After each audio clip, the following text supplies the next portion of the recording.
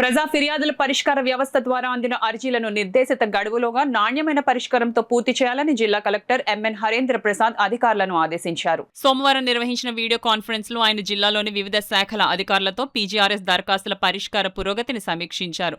ఈ సందర్భంగా కలెక్టర్ మాట్లాడుతూ ప్రజల నుంచి వచ్చే ఫిర్యాదుల వినతులను అత్యంత ప్రాధాన్యతతో పరిగణించి త్వరితగతిన పరిష్కరించాలని సూచించారు. అలాగే ఓటర్ల జాబితా ప్రత్యేక సమగ్ర సవరణ ప్రక్రియలో భాగంగా ఎన్యూమరేషన్ ఫారాల ఈఎఫ్ పంపిణీని మరింత వేగవంతం చేయాలని అధికారులకు దిశానిర్దేశం చేశారు. ఇంటింటికి వెళ్లి ఫారాల పంపిణీ పూర్తి చేసి ప్రజలకు అవసరమైన అవగాహన కల్పించాలని పేర్కొన్నారు.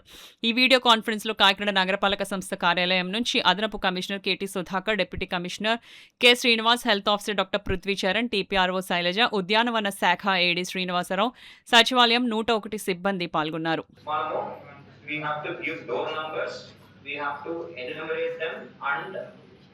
include these electors in the new area. పాత ఏరియా నుంచి మైనర్ టైప్ అయి ఉంటారు. సో పాత ఏరియా నుంచి కొత్త ఏరియాకి వాళ్ళకి ట్రాన్స్పోజిషన్ అంటే ఫామ్ 8 వాళ్ళకి పెట్టించి ఒక పోలింగ్ స్టేషన్ నుంచి ఇంకొక పోలింగ్ స్టేషన్ షిఫ్ట్ చేయాలి. ఆ ప్రక్రియ కూడా మీరు దృష్టి పెట్టాలి. దాని గురించి ఒక సెపరేట్ వీసీ తీసుకొని to all the MPDOs on how to go about the door numbering and to all the MROs on how to do this shifting అనేది వివరించడం జరుగుతుంది. నెక్స్ట్ 2-3 డేస్ లో will have that PC.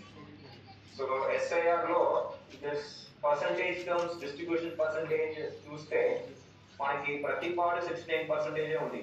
Prathipadu నికనైట్ రివర్లో